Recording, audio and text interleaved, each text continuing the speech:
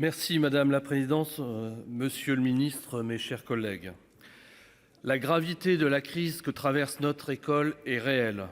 Une défiance s'installe peu à peu. Le niveau d'ensemble baisse et le métier d'enseignant attire de moins en moins.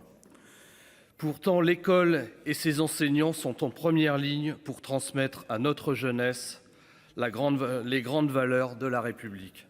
Citoyenneté, laïcité, culture de l'engagement sont au cœur des missions de l'école, acteurs majeurs de l'égalité des chances.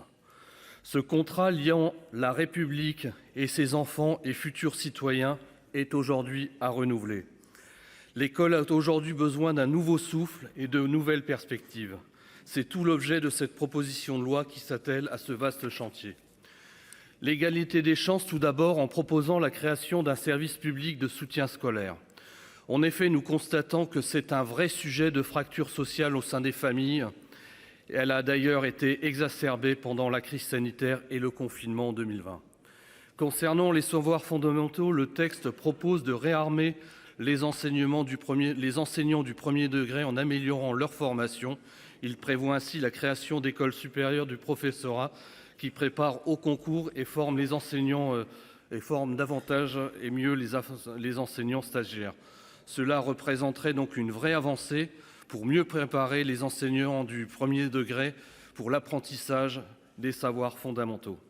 Cette proposition de loi vise aussi à accroître l'autonomie des établissements par voie d'expérimentation. Il est en effet essentiel de donner aux établissements la capacité d'initiative, d'innovation qui s'impose.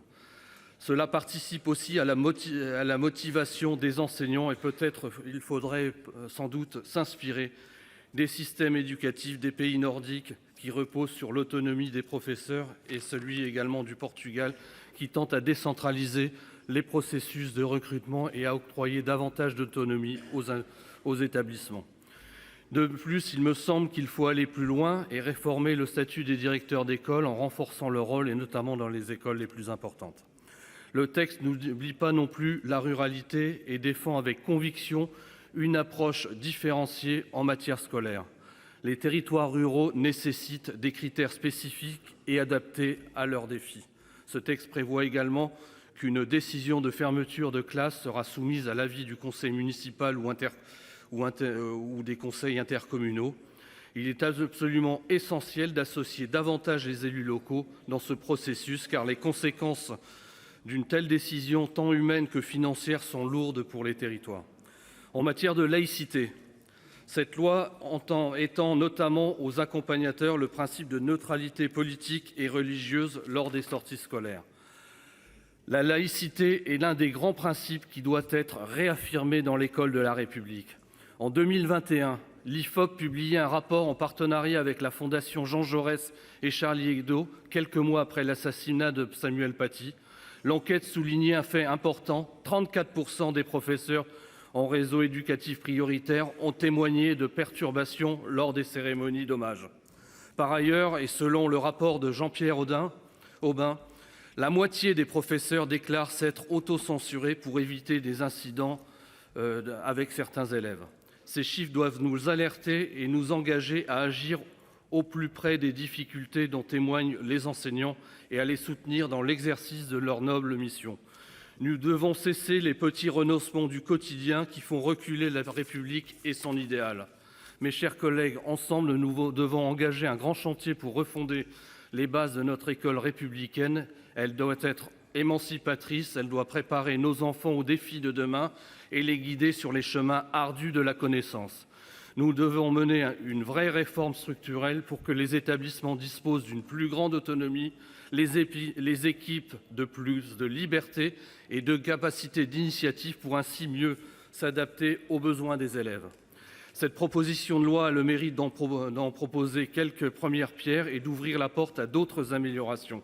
C'est un très bon signal que notre Assemblée s'empare de ce sujet et qui nous tient à cœur et qui est le moteur de l'espérance républicaine. Pour tout cela, je salue donc le travail de l'auteur de cette proposition de loi, Max Brisson, et le travail bien évidemment également du rapporteur Jacques Grosperrin. Et notre groupe votera en faveur de ce texte. Merci. Merci, cher collègue. Merci madame la présidente, monsieur le ministre, mes chers collègues. La gravité de la crise que traverse notre école est réelle.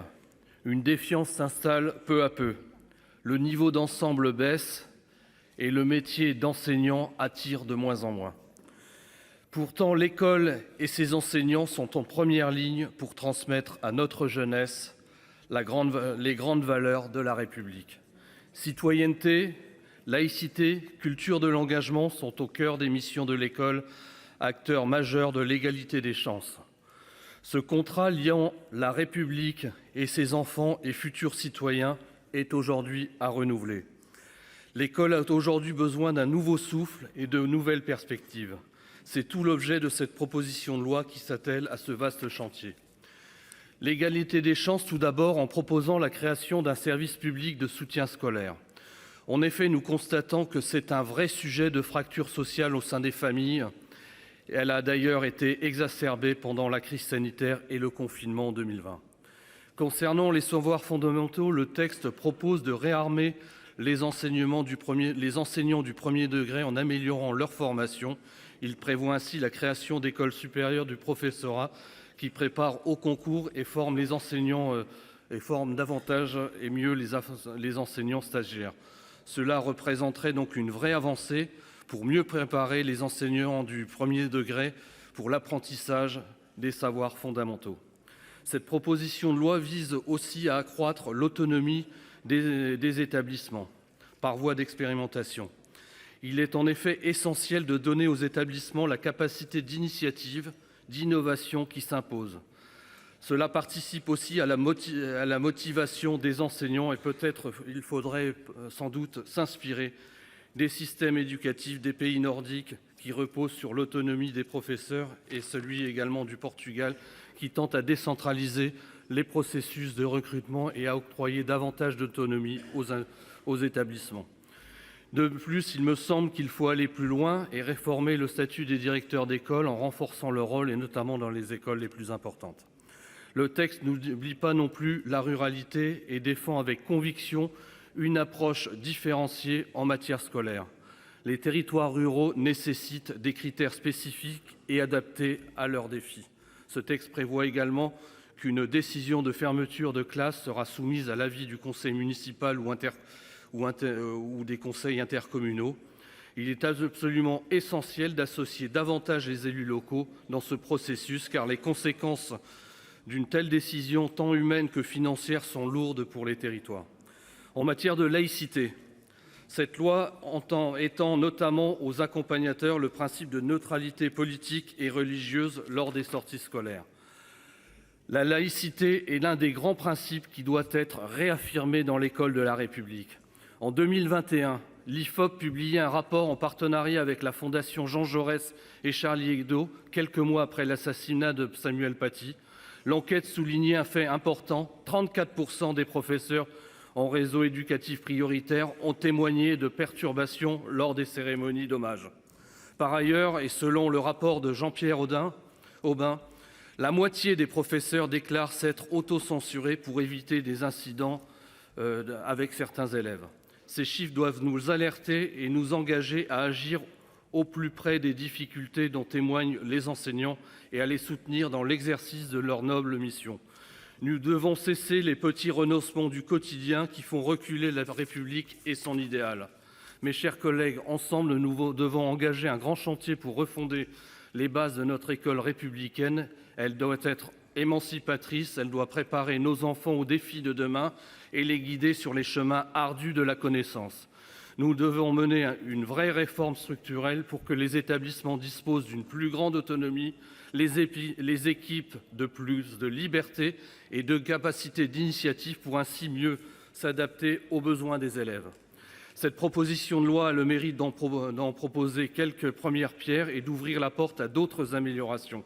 C'est un très bon signal que notre Assemblée s'empare de ce sujet et qui nous tient à cœur et qui est le moteur de l'espérance républicaine. Pour tout cela, je salue donc le travail de l'auteur de cette proposition de loi, Max Brisson, et le travail bien évidemment également du rapporteur Jacques Grosperrin.